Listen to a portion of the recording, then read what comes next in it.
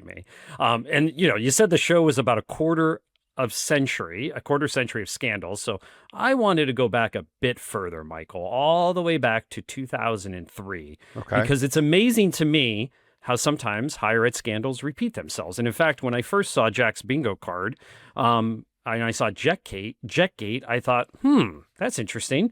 I thought of John Shoemaker, who was forced to resign from the University of Tennessee's presidency in 2003 after his use of a university aircraft came under scrutiny. Now, what jogged my memory about this scandal, Jack, is that on the College Matters podcast, you said something like, all these scandals are derived from unforced errors, right? The hubris of people who sometimes hold these jobs. They just do things that are just kind of dumb sometimes.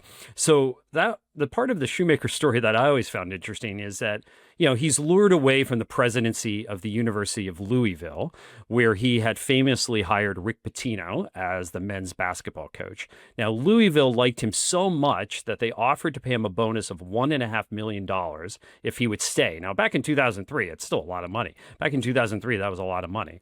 But he left anyway. And within a year at Tennessee, the story goes, he didn't like the university plane. So he asked the university to buy a new one. And that's when the trouble started, because the university said, why doesn't he like the plane? Wow, he's using this plane an awful lot. So they started looking into his travel. They found that he took the plane on a lot of personal trips. He forgot to tell Tennessee, for example, that he was serving as a trustee of a college in Greece, of all places. Now, some of this, what's interesting also about this is that some of this story came out because Shoemaker at the time was getting a divorce, and his former wife also testified about a lot of this stuff. And one of the things she had testified was that her husband had become president of Tennessee through a rigged process. She said that the university official had provided Shoemaker with questions that were asked of him later during the job interview with university trustees. In fact, he got the test answers in advance. After he stepped down, there was a full audit of his time at Tennessee, and there were so many eye-popping numbers. He had ordered $500,000 in renovations and new furnishings for the president's house, which had just been remodeled for $800,000 less than a year earlier. So a lot of other presidents in your draft who got done in by, expensive tastes.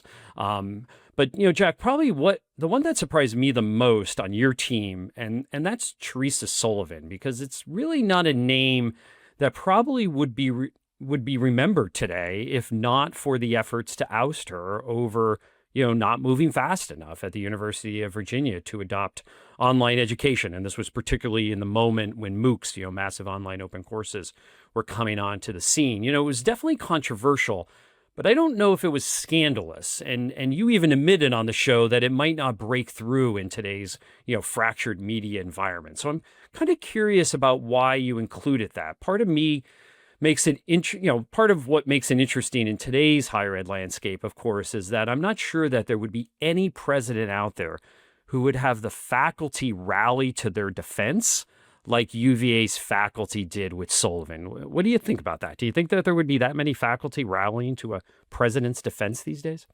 I'm still stuck on the fact that you said I admitted that it wouldn't break through today. That I made this concession